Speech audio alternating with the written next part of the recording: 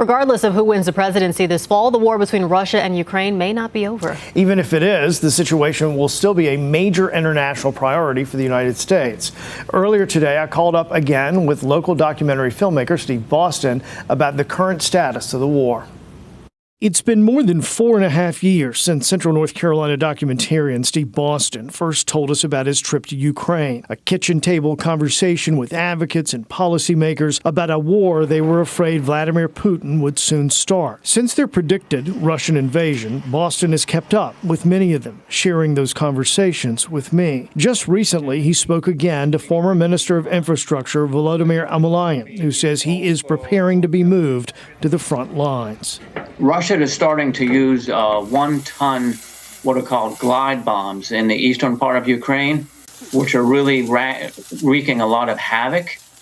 And I think I can see in his face the worry, because he's being sent to the front, to the eastern front, and that's a very, very dangerous situation. Concerning morale is high.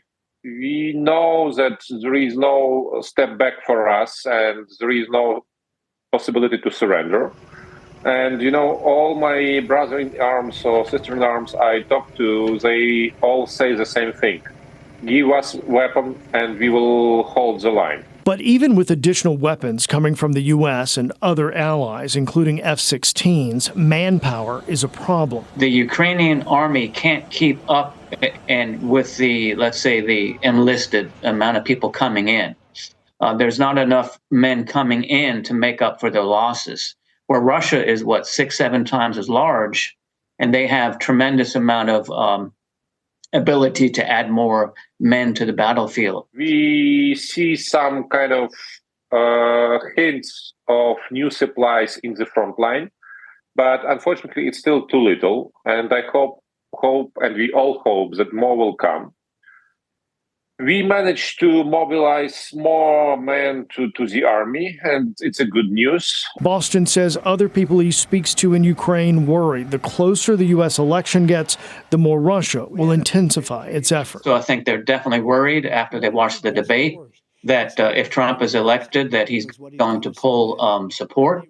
And if Biden's elected, that the Congress is going to be divided. So there's a big worry that if the United States doesn't continue support along with Europe and NATO, that they honestly can't win that way. They've even Zelensky has said that. I believe that only strong community of Western countries, community of Eastern countries, which are ready to protect their values, is the best guarantee that the war will never happen again. And Steve also says he thinks, there may be more serious conversations about a compromise with Putin and Russia. Of course, that's a conversation and a thought that's hard to stomach for many people in Europe, around the world, and certainly for Ukrainians. But I guess we'll just have to see in the coming months how this lays out. Yeah, we'll see. All right, Russ, thank you. Yep.